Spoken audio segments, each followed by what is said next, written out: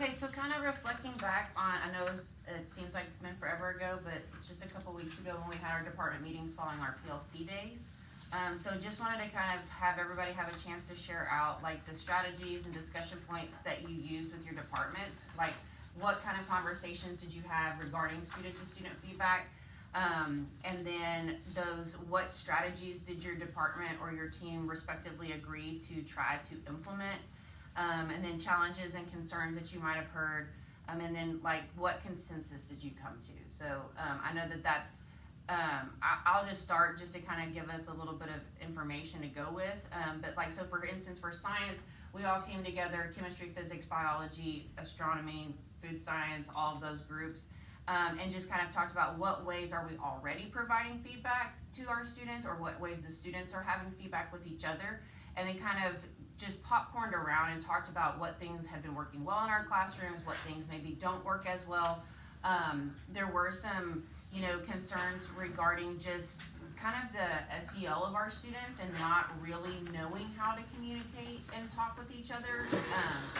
Some of that, I know in our group was kind of brought up that, hey, this is like post-COVID, they don't even know really how to socially interact very well. And so really having to scaffold that.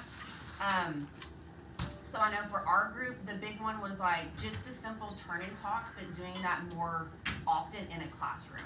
And just, providing some structure for our teachers, like what are some easy ways that you can ask your kids to turn and talk without it feeling so intentional, almost like, hey, turn and talk, and making it more freeing, I guess, and so where they do feel comfortable to have those conversations academically. So I know that was one that the science department kind of said, hey, I know that we can do this with fidelity, and then once we get them used to just having basic conversations, then we can kind of look at scaffolding to having those more deep critical thinking, understanding questions and conversations.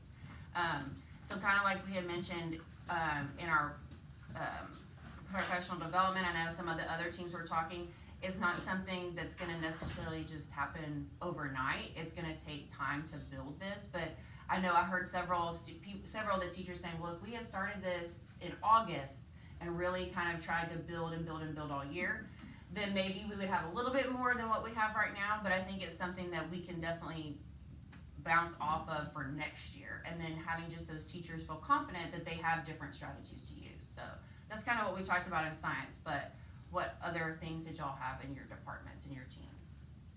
And it's a little bit easier for English, I think, just because we have those conversations kind of all the time. One of the things that we all talked about was we took one of the things that y'all had given us, but we changed it just a little bit. We called it praise, question, adjust. And so whenever they had their writing, they would actually read their own writing because we wanted them to get used to reading out loud. And then the person, we paired them up so they only had one person. And the person would listen to what their essay said or whatever the writing was at that point. And they would give them a praise, something that they think they did really well, something they were confused about, which is the question. And the adjustment was, hey, you might think about fixing this part or changing this part. We didn't want to call it anything but adjust, because we didn't want them to feel like this was something that they did really bad. This was just something you might want to think about changing, maybe adjust it a little bit. Mm-hmm. And so when our department was talking about that, some of the upper levels was like, well, I like the way that that's written, and they would all have their own piece of paper. And then they would switch partners and do it with the second person and the same thing.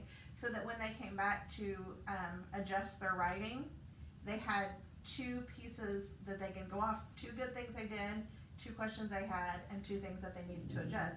So the kids automatically had some feedback, and they were able to give feedback. So developed a question, and then we went from there. So that was something we did. What about math?